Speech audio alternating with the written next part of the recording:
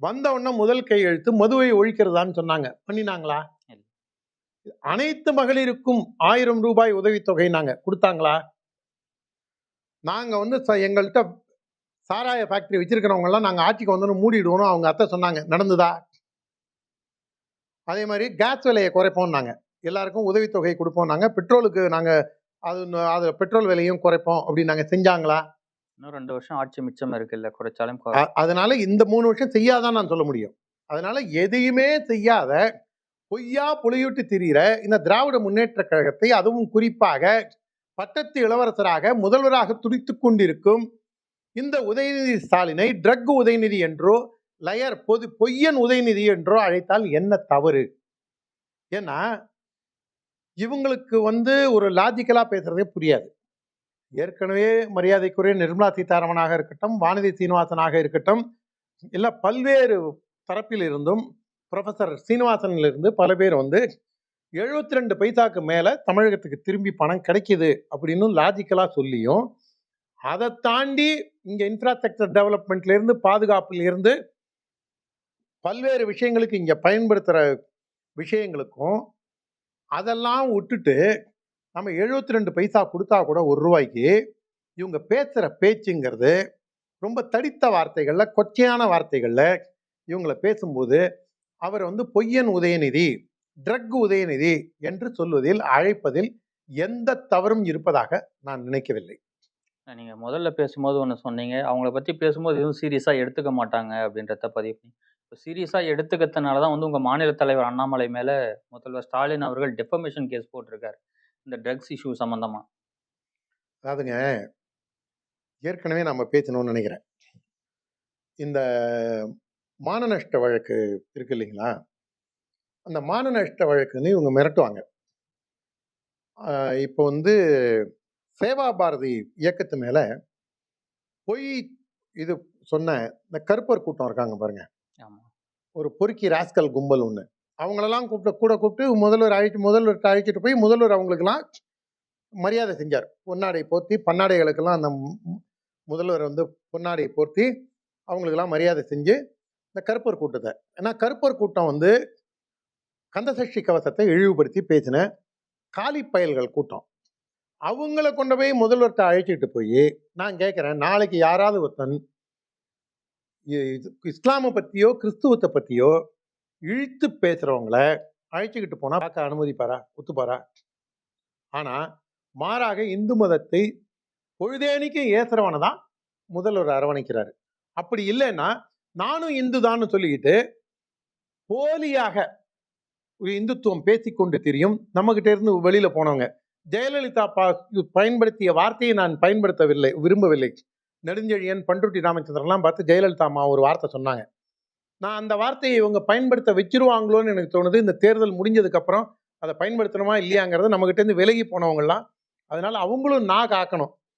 ஏன்னா இவங்க வந்து இவங்களுக்கு உள்ளுக்குள்ள அவங்களுக்கான ஒரு பெரிய அளவுல இவங்க அங்கீகாரம் எதிர்பார்த்து இவங்களை எப்போதும் மகாராசா மாதிரி தாங்கிக்கிட்டே இருக்கணும், மீதி பயலெல்லாம் பல்லக்கு தூக்குங்கடாங்கிற மாதிரி இவங்கெல்லாம் இருந்தவங்க இங்க வந்து அவங்களுடைய பருப்பு வேகலைங்கிறதுனால ஏதோ காரணங்கள்னால வெளில போனீங்க. ரைட்டு.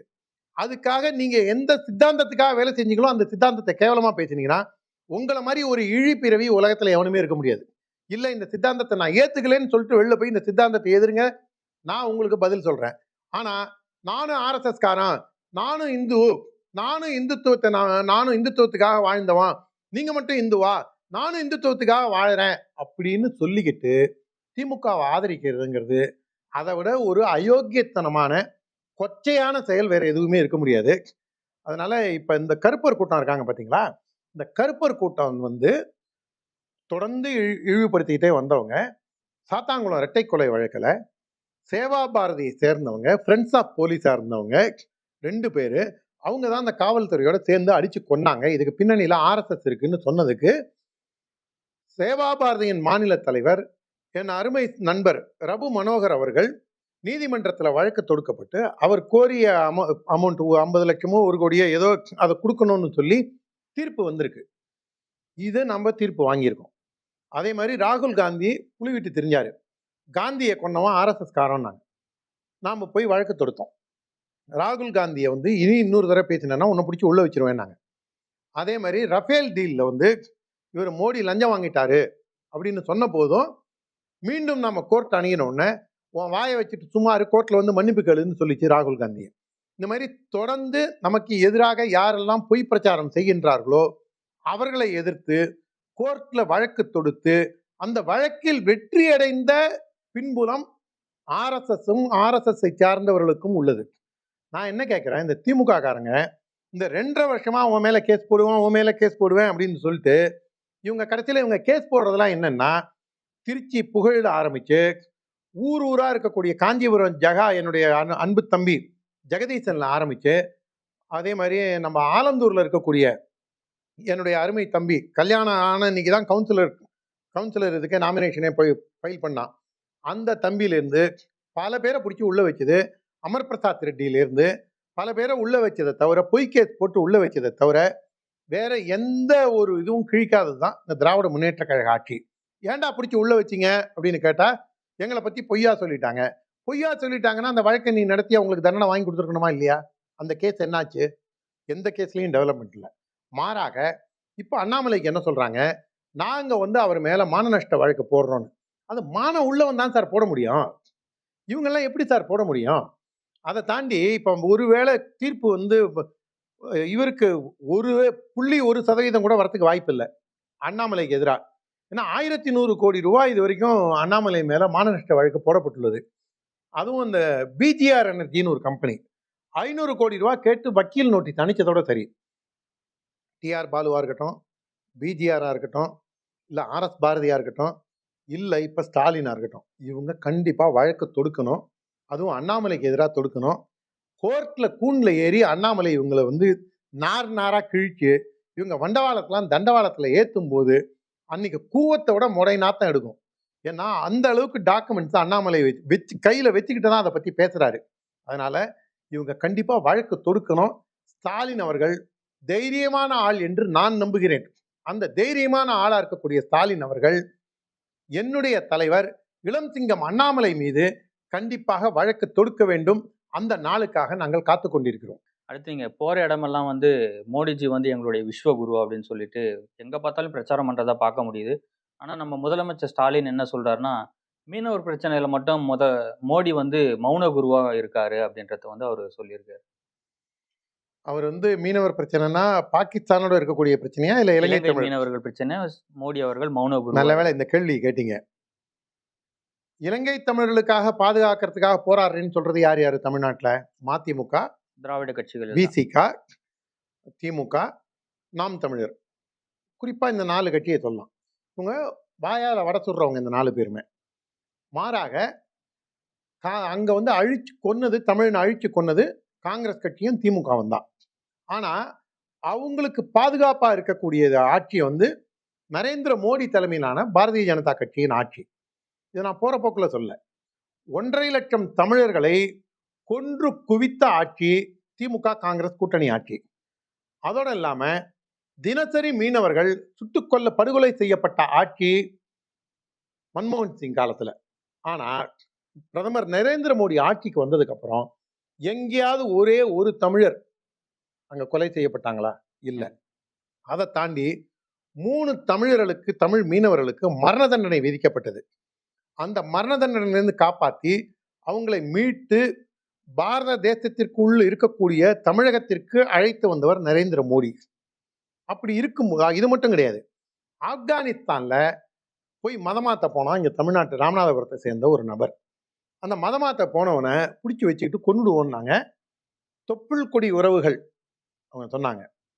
ஸ்டாலின் சொல்றதுதான், உதயநிதி ஸ்டாலின், மூத்தரசன் முத்தரசன், இவங்கள மாதிரி ஆளுங்கள்லாம் சொல்றதுதான் தொப்புள் கொடி உறவுன்றாங்க. நான் அதுக்காக நான் மறுக்கல, அவங்களும் இஸ்லாமியர்களும் என்னுடைய சகோதரர்கள் தான்.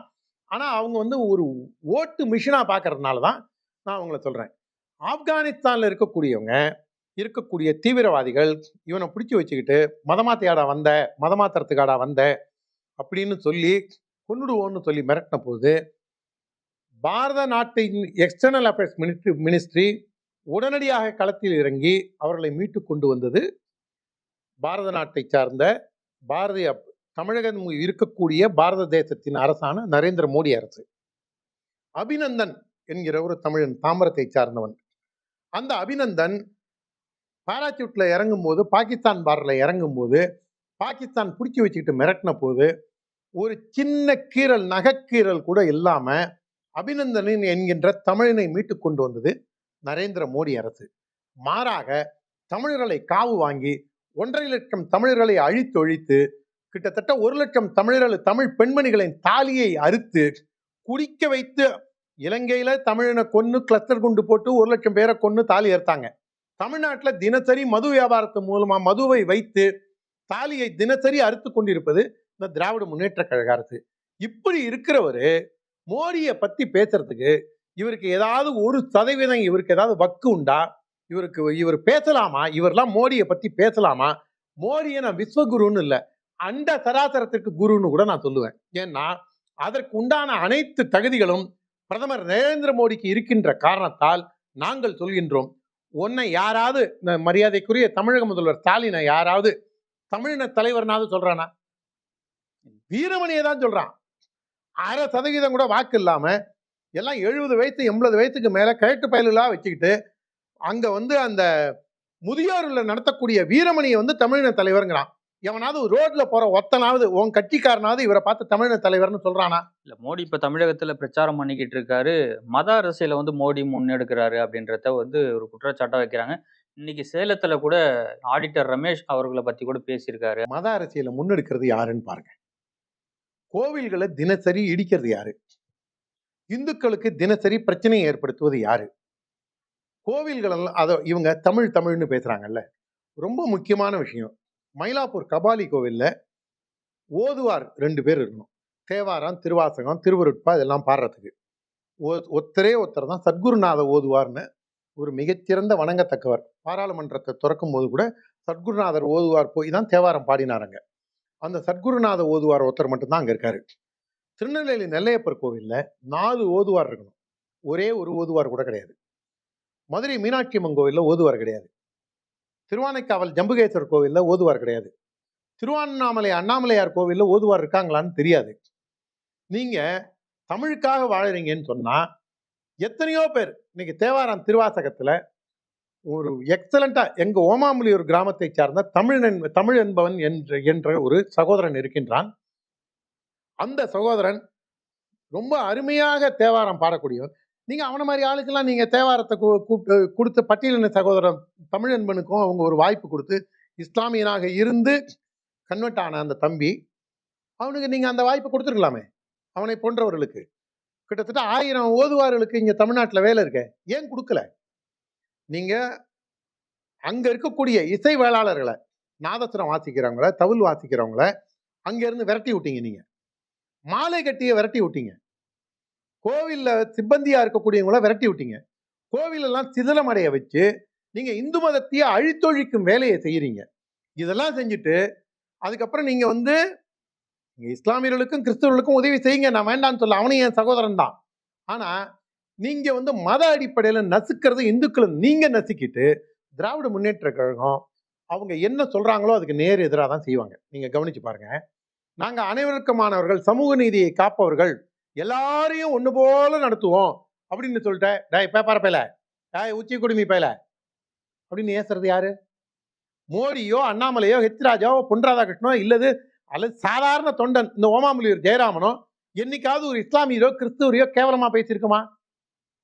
ஆனா காலையில ஏந்திரிச்சா நடுநிசி வரைக்கும் பாப்பார பைய, ஆரியன், உச்சி குடுமி, இந்து மதம் கேவலமான மதம் சொன்னது யாரு? இவரோட ஆராசா தானே. இந்த மாதிரி பேசுறவங்க இவங்க என்னைக்குமே நான் மத அரசியல் பண்ணது பிஜேபினா பிஜேபி நல்ல கட்சின்னு அர்த்தம். பிஜேபி தமிழனுக்கு எதிரானதுன்னு ஸ்டாலின் சொன்னார்னா பிஜேபி தமிழனுக்காக இருக்குன்னு அர்த்தம். ஏன்னா நான் உங்களுக்கு தான் பட்டியலிட்டு இருக்கேன். அதனால இவர் பொழுது போகாம பேசுவார். எல்லாத்தையும் விட உச்சமா இன்னைக்கு நரேந்திர மோடி பேசினதுல, பல்வேறு விஷயங்களை கவர் பண்ணி பேசினதுல மரியாதைக்குரிய மூப்பனார் இந்த திராவிட முன்னேற்ற கழகத்தினால பிரதமர் பதவி அவர் வீட்டு கதவை தட்டிச்சு. நான் முதல்வராக இருக்கும்போது பிரதமராக மூப்பனார் இருந்தா ஏர்போர்ட்ல போய் அவரை புரோட்டோகால் பிரகாரம் வரவேற்கும் கடமை எனக்கு இருக்கு, நான் போறதா அவரை போய் வரவேற்க அப்படிங்கிற ஸ்டாலின் தகப்பனாருடைய மமதையினால ஒரு தமிழன் பிரதமராக வர முடியாம போச்சு. தடுத்தது அதை பத்தியும் மேற்கோள் காட்டி பேசியிருக்காரு. எல்லாவற்றுக்கும் மேலாக நான் நெகிழ்ந்து போன சம்பவம் என்றால் ஆடிட்டர் ரமேஷின் படுகொலையை பற்றி அவர் ஹைலைட் பண்ணி பேசினது. நானாவது கொஞ்சம் கரடு முரடா பேசுகிறோம். ஆடிட்டர் ரமேஷ் உங்களை மாதிரி சிரிச்ச முகமாக இருக்கக்கூடியவர், உங்களை மாதிரி அளந்து பேசக்கூடியவர். அவர் ஒரு பண்பாளர், மிகச்சிறந்த மனிதர், மனிதாபிமானி. அவர் ஆஃபீஸ்லேருந்து வீட்டுக்கு போயிட்டு குடும்பத்தோடு போய் சாப்பிட போகலாம் ராத்திரி ஹோட்டலில் சேலத்தில் அப்படின்னு ஒரு 8:30 8:45 கிளம்பும்போது பிஎஸ்ஓவும் வெளியில் இருக்கும்போது அவரை நாயை அடித்து கொள்ற மாதிரி 38 இடம் 40 இடத்துல வெட்டி படுகொலை செய்யப்பட்டார் ஆடிட்டர் ரமேஷ். இன்னைக்கு திமுக கூட்டணியில் இருக்கக்கூடிய கூட்டணி கட்சியான இந்த விடுதலை சிறுத்தை கட்சியில பேர் என்ன, ஷானவாஸ். அந்த பையன் என்ன சொன்னா, நான் சொல்றது உங்களுக்கு கடுமையா இருக்கலாம் வார்த்தைகள், கள்ளக்காதல்னால அவர் வெட்டி கொல்லப்பட்டார்.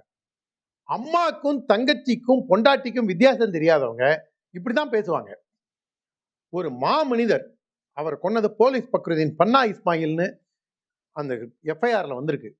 இப்ப இந்த ஆளூர் ஆசனவாஷ் என்னங்க சொல்லுவார், ஷானவாஸ் என்னங்க சொல்லுவாரு? இதெல்லாம் வேடிக்கை பார்க்கறது திராவிட முன்னேற்ற கழகம் தானே. ஆடிட்டர் ரமேஷ் போன்று தமிழகத்தில் கிட்டத்தட்ட 140 பேர் வெட்டி படுகொலை செய்யப்பட்டுள்ளார்கள். இதே நாள் 2013 பரமக்குடியில தேங்காய் கடை முருகன் அப்படிங்கக்கூடிய ஒரு சகோதரன் வெட்டி படுகொலை செய்யப்பட்ட நாள் இன்றைய தினம். அவர் படுகொலை செய்யப்பட்டு இன்றுடன் 11 ஆண்டுகள் முடிந்து விட்டது. அவர் அந்த ஊர்ல இருக்கக்கூடிய தீவிரவாத செயலையும் கோவில் நிலத்தை அபகரிப்பதையும் தடுத்தார் என்ற ஒற்றை காரணத்திற்காக தேங்காய் கடை முருகனும் படுகொலை செய்யப்பட்ட தினம். இதே நாளில் தான் ஆடிட்டர் ரமேஷை பற்றியும் பிரதமர் மோடி ஒரு கவலையுடன் வருத்தம் தோய்ந்த குரலில் தழுதழுக்க கண்ணீர் மல்க நரேந்திர மோடி அவர்கள் பேசியிருக்காரு. இது மோடி தமிழ்நாட்டில் தீவிரவாதமும் பயங்கரவாதமும் எந்த அளவுக்கு வேரூன்றி போயிருக்கின்றது என்பதை பற்றி மோடி அவர்கள் உணர்ந்து கொண்ட காரணத்தால் தான் இதை பற்றியும் பேசியுள்ளார்.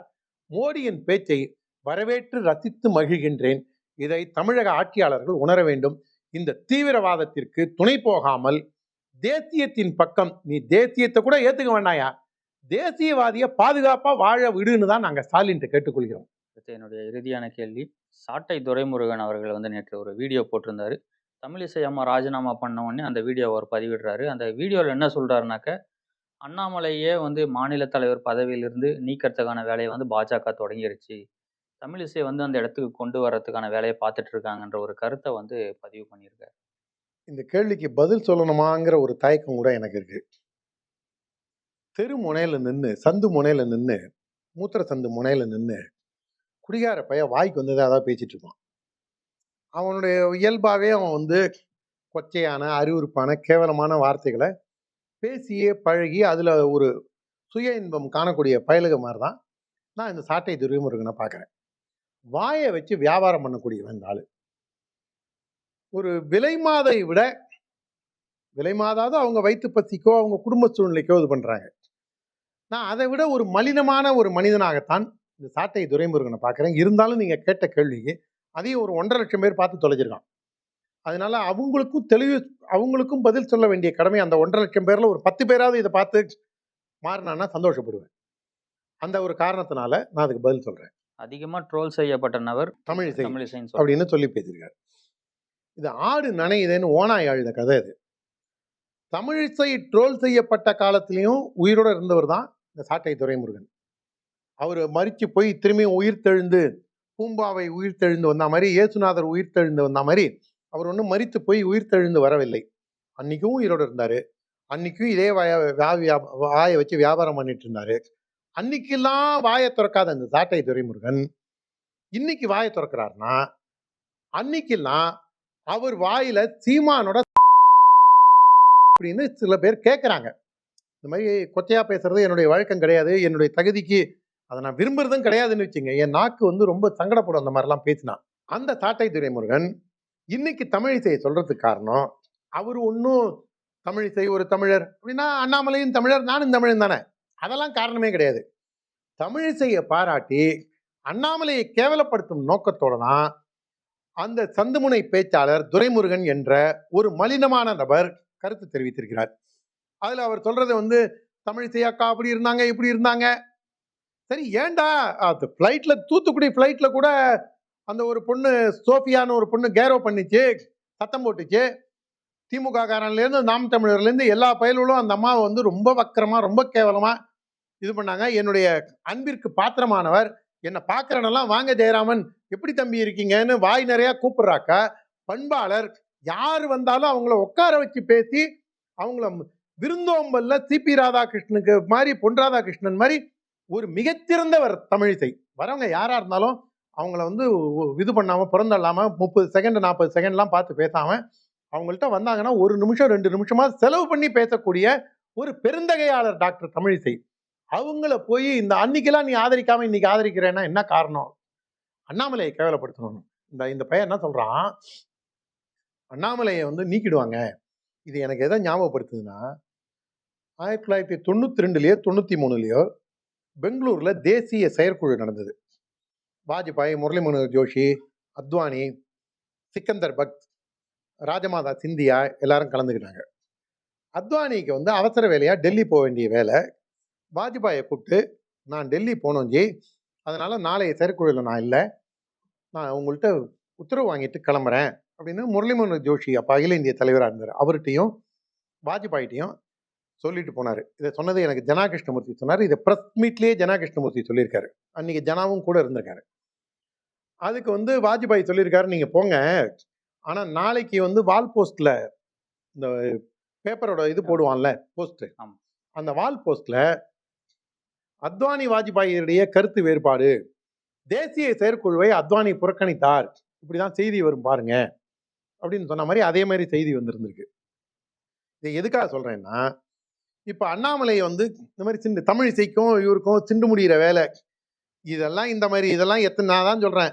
இந்த துரைமுருகன் ட்ரௌசர் கூட போட தெரியாத காலத்திலிருந்து இந்த கட்சியை துரைமுருகன் திண்ணையை பிடிச்சிட்டு நடந்த காலத்திலிருந்து இந்த விமர்சனங்கள் எங்க கட்சி மேல இருந்துகிட்டே தான், தொடர்ந்து இருந்துகிட்டே தான் இருக்கு. காழ்ப்புணர்ச்சி பிடிச்சி பேசுறவங்களுடைய ஒரு கருத்தா தான் துரைமுருகனை பார்க்கிறேன். ஆனா அதுக்காக அண்ணாமலைய ரொம்ப கேவலமா, நீ உனக்கு போலீஸ் வேலை போயிடுச்சு, நீ இனிமே எஸ்ஐயாவது உன்னால வர முடியுமா அப்படின்னு பின்னாடி ஆடெல்லாம் வச்சு காமிங்க. அடிப்படையில் நானும் ஒரு கிராமத்தான், மாடு வளர்க்குறவன். அதனால வந்து மாடு வளர்க்குறத இவங்க தலைவர் தான் மாடு வளர்க்குறத, இந்த ஆளூர் ஷானவாசும் இவங்க தலைவர் இந்த சைமன் என்கிற அவர் தான் என்ன சொன்னாரு, நாங்க மாடு வளர்க்கறது நாங்க எங்க வீட்டுக்குள்ள மாதிரி வளர்ப்போங்க, குழந்தை மாதிரி வளர்ப்போங்க, அரசு வேலையை ஆக்கும்னு சொல்லியிருக்கேன். அதில் மாடு மேய்க்கிறதே அரசு உடைமை ஆக்கணும்னு சொன்னா அதே வாய் பின்னாடி என்ன சொல்லிச்சு, நாங்க இந்த மாடு வளர்க்கறதே அதை வெட்டி திங்கதான்டா அப்படின்னு இந்த பயலுவை பேசினானுங்க. அதனால இவங்களுக்கு வந்து இவங்க பேசுறது ஒண்ணு செய்யறது ஒண்ணு, அதை மாடு மேய்க்கிறது இவங்களுக்கு ரொம்ப மலினமான தொழிலா இருக்கலாம். ஆனா என்னை பொறுத்த வரைக்கும் நாளைக்கும் நான் மாடு மேய்ப்பேன் ஊருக்கு போனேன்னா. எங்க கிராமத்துல இருந்து நான் முந்தா நாள் தான் வந்தேன். அதனால அந்த மாதிரி இவங்க வந்து அதை அவர் சிறுமைப்படுத்துறாராம். அப்படி வந்து இவர் அண்ணாமலையை சிறுமைப்படுத்துறாராம் இந்த பையன். நான் என்ன சொல்றேன், அண்ணாமலை எந்த ரேஞ்சில் வரப்போறாருங்கிறது இவருக்கு தெரியல, காழ்ப்புணர்ச்சியில பேசுறாரு. அதை தாண்டி என்ன சொல்றாங்க, இந்த ஆளோட வைத்தறிச்சலுக்கு ஒரே ஒரு காரணம் தான், அதுல வாக்கு மூலமாவே நீங்க பாத்தீங்கன்னா சொல்லுவான், நாம் தமிழருங்கிற ஒரு கட்சியே இருக்காது அப்படின்னு அண்ணாமலை சொல்லிட்டாரு. ஆமாயா, இருக்கவே இருக்காது. ஏன்னா இந்த ராஜீவ் காந்தின்னு ஒரு ஆள் இருக்காரு பாருங்க, இப்ப திமுகல, அவர் எங்க இருந்தாரு, நாம் தமிழர்ல. அதே மாதிரி கோயம்புத்தூர்காரர் ஒருத்தர் இப்ப அதிமுக இருக்காரு, பேராசிரியர் கல்யாண சுந்தரம் எங்க இருந்தாரு. அதே மாதிரி அப்புறம் அந்த இன்னொருத்தர் எங்க டெல்டா பகுதி திருத்துறைப்பூண்டி பகுதியை சேர்ந்தவர், பத்திரிகையாளர், மூத்த பத்திரிகையாளர்னு பேரு. ஆனா வந்து மோடி வெறுப்புல அவ்வளவு கேவலமான ஆளு, ஐயநாதன் ஒருத்தர். அவரும் இங்க கேட்டா சம்பளத்துக்கு வேலைக்கு வச்சிருந்தோம் நாங்க, ஏதோ ஒரு எழுவு என்ன கன்றாவியோ, ஆனா அவரும் அங்கதான் இருந்தாரு. இது வந்து நீங்க பாத்தீங்கன்னா 15, 16, 17 வயசுல நாம் தமிழருக்குள்ள போவாங்க. 25 வயசு 26 வயசு ரொம்ப அதிகபட்சம் புத்தி தெளிஞ்சு 30 வயசுக்குள்ள அங்கிருந்து வெளில வந்துருவான். 30 வயசுக்கு மேல எவனாவது அங்க இருந்தான்னா பைத்தியம் முடிச்ச கிறுக்கு பயலாதான் நாம் தமிழர்ல இருக்க முடியும். அந்த மாதிரி ஒரு கிறுக்கு பய தான் இந்த சாட்டை துரைமுருகன் நான் கருதுறேன். அந்த கிறுக்கு பயலுக்கே நீ இவ்வளவு நேரம் மூச்சை பிடிச்சிட்டு பதில் சொல்றியடா அப்படின்னு நீங்க யாராவது கேட்கலாம். அதுக்குதான் சொல்லிட்டேன், இந்த ஆளுக்கெல்லாம் பதில் சொல்ல வேண்டியது என் தலை எழுத்து. அதனால மோடி தமிழ்நாட்டுக்கு, அதுல இன்னொரு முக்கியமானதையும் விட்டீங்க, மோடி என்ன செஞ்சாரு, என்ன செஞ்சாருன்னு கேட்கிறாரு. நான் என்ன சொல்றேன், அம்னீஷியா வந்து பாதிக்கப்பட்டானா துரைமுருகன், சாட்டை துரைமுருகன். அப்படி இல்லைன்னா துரைமுருகனுக்கு 5 அறிவோட, சாட்டை துரைமுருகன் 5 அறிவோட கடவுள் வந்து திடீர்னு 5வது அறிவோட நிறுத்திட்டாரா, இல்ல கோமாலேருந்து ஏஞ்சி வந்தானா, எனக்கு புரியல. 1.5 லட்சம் தமிழர்களை கொன்று குவித்தது காங்கிரஸ் திமுக கூட்டணி. ஒரே ஒரு தமிழனு கூட இது வரைக்கும் ஒரு சின்ன ஸ்கிராட்ச் கூட ஏற்படாது மோடியின் ஆட்சியில். 3 தமிழர்கள் தூக்கு மேடைக்கு போனவர்களை மீட்டு கொண்டு வந்தது மோடியின் ஆட்சி. உலகெங்கும் தமிழை பற்றி பேசி உலகின் தொன்மையான மொழி, மூத்த குடி தமிழ் குடி, மூத்த மொழி தமிழ் மொழி என்று ஒரே இடம்லாம் நரேந்திர மோடி பேசிட்டு வர்றாரு. இது வரைக்கும் வேற யாராவது வாஜ்பாயை தவிர வேற எந்த பிரதமராவது இதுக்கு முன்னாடி பேசியிருக்காங்களா? திருக்குறளை 20க்கும் மேற்பட்ட வெளிநாட்டு மொழிகளில் மொழிபெயர்த்து வெளியிட்டு திருக்குறளை உலகறிய செய்தது பிரதமர் நரேந்திர மோடி. வேற எவன் செஞ்சான்? நீ குறைஞ்சது காசு வாங்கி திங்கிறிய கனடா தமிழர்கள்ட்டையும் ஈழத் தமிழர்கள்ட்டையும், அவனுக்காவது நீ டிரான்ஸ்லேட் பண்ணி கொடுத்தியா? அதை செய்யக்கூட வக்கத்த பைய எங்களை வந்து கேள்வி கேட்கிற. காவேரி மேலாண் வாரியம் அமைத்து தமிழகத்திற்கு நெற்களஞ்சியமாக விளங்கக்கூடிய தஞ்சை டெல்டா பகுதியை பாதுகாத்து காவிரி மேலாண் வாரியம் அமைப்பதற்கு காரணமாக இருந்தவர் பிரதமர் நரேந்திர மோடி. தமிழகத்திலிருந்து 2 பேரை தேர்ந்தெடுத்து மிக மிக மிக முக்கியமான போர்ட்போலியோவாக கருதக்கூடிய நிதி மற்றும் எக்ஸ்டர்னல் அஃபேர்ஸை கொடுத்து தமிழனின் அறிவு கூர்மையை பயன்படுத்திக் கொள்பவர் நரேந்திர மோடி. அதோடு இல்லாம தமிழ்நாட்டு உட்கட்டமைப்பு, சிதம்பரத்திலிருந்து திருச்சி போறதுக்கு முன்னாடி 3.5 மணி நேரம் 4 மணி நேரம் ஆகும். இப்ப 2 மணி நேரத்துல போகலாம். சிதம்பரத்திலேருந்து எங்க ஊருக்கு போறதுக்கு 1.5 மணி நேரம் ஆகும். 32 கிலோமீட்டருக்கு. இன்னைக்கு நாங்க 35 நிமிஷத்துல போயிடுறோம் நாங்க. அதே மாதிரி சிதம்பரம்ல இருந்து நாகப்பட்டினம் மயிலாடுதுறை வழியா ஈஸ்ட் கோஸ்ட் ரோடு போடுறதா இருக்கட்டும், பண்ருட்டி வழியாக கும்பகோணம், நீங்க பாருங்க எல்லா சாலைகளையும் இன்னைக்கு உட்கட்டமைப்பு. காங்கிரஸ் ஆட்சி காலத்துல என்ன நடந்தது? மோடி ஆட்சிக்கு வந்ததற்கு பின்பாக மத்திய அமைச்சர் பொன் ராதாகிருஷ்ணன் இருந்த பொழுது போடப்பட்ட இந்த திட்டங்கள் தமிழகத்திற்கும் தமிழ்நாட்டிற்கும் போடப்பட்ட திட்டங்கள். அதோடு இல்லாம பிரதமரின் வீடு கட்டும் திட்டத்துல முதல் பயனாளி வேலூரை சேர்ந்த ஒரு இஸ்லாமிய சகோதரி. அது எல்லாத்தையும் தாண்டி வீட்டுக்குள்ள குடிநீரை பிடிக்கக்கூடிய அளவுக்கு இன்னைக்கு எல்லா வீட்டுக்கும் மத்திய நீர்வளத்துறை அமைச்சர் மூலமா ஜல்சக்தி மூலமாக வீட்டுக்கு வீடு தண்ணீர் இணைப்பு கொடுக்கப்பட்டு எல்லா வீட்டுக்கும் தண்ணி இன்னைக்கு வருதுன்னா அதற்கு காரணம் பிரதமர் நரேந்திர மோடி. கழிவறையே இல்லாத வீடுகள். நீங்க முன்னாடி பாத்தீங்கன்னா எங்க ஊருக்கெல்லாம் போனோம்னா சாயங்காலம் இருட்டினதுக்கு அப்புறம் ஒரு 7 மணியா இருக்கட்டும், இல்ல பொழுது புலறதுக்கு கோழி கூவுறதுக்கு முன்னாடியா இருக்கட்டும், 4:30-5 மணிக்கா இருக்கட்டும், தாய்மார்கள் மறைந்து மறைந்து மறைந்து யாரும் நடமாட்டம் இல்லாத ஏரியால போய் பொது வெளியில காலை கடனை முடிக்க போவாங்க. பகல் நேரம்லாம் அவங்களுக்கு டாய்லெட் வந்தா வேதனை. அதெல்லாம் மாறி இன்னைக்கு நரேந்திர மோடி தான் கக்கூஸ் இல்லாத வீடே, கழிவறை இல்லாத வீடே இல்லை என்ற அளவிற்கு உருவாக்கி, வேற எங்கேயாவது யாருக்காவது தேவைன்னா கூட எங்கிட்ட சொல்லுங்க, இந்த வீடியோல பார்த்துட்டு கமெண்ட்ல சொல்லுங்க, இல்லாத இடங்களுக்கும் ஏற்பாடு பண்ணி தரோம். இதை பெருமளவு குறைத்து தமிழச்சியின் மானத்தை காப்பாற்றிய ஒப்பற்ற தலைவன் நரேந்திர மோடி. இவ்வளவு செஞ்சிருக்கிற மோடியை இந்த ஆள் ரொம்ப கேவலமா பேசுறதோட இல்லாம கடைசியில இன்னொன்னு சொல்றான், உத்தரப்பிரதேசத்திலையும் பீகார்ல இருந்து ஏன் இங்க வரான், வேலைக்கு வரான், அங்கெல்லாம் வேலை இல்லாத காரணத்தினால இங்க வரான் அப்படின்னா, அங்க எவன்டா இத்தனை நாள் ஆட்சியில இருந்தான்? அங்க பிஜேபி காரனா இருந்தான்? அங்க காங்கிரஸ் 50 ஆண்டு காலம் இருந்தது. அவனை கேட்க துப்பு இல்ல, வக்கல்ல, கேடு கட்ட இந்த சாட்டை துரைமுருகன் மைக்கு கிடைச்சது, வாய் இருக்குங்கிறதுனால இந்த ஆள் பேசுறான்.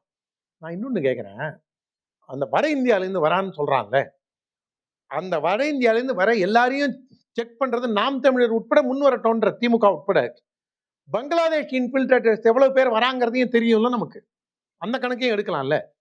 அதனால இவங்க தப்புக்கு காரணமானவர்களை போய் கேட்காம இங்க தமிழ்நாட்டுல குடியை கொடுத்து போதை மருந்தை கொடுத்து இங்க தமிழர்களுக்கு வேலை செய்யறதுக்கே ஒரு உணர்வு இல்லாத ஒரு சூழ்நிலையை ஏற்படுத்தி விட்டு அது அப்படி இருக்கக்கூடிய திமுகவிற்கு பி டீமாக செயல்படக்கூடிய இந்த சீமானும் சரி, சீமான் கூட்டமும் சரி, ஒரு தற்குறி கூட்டம்.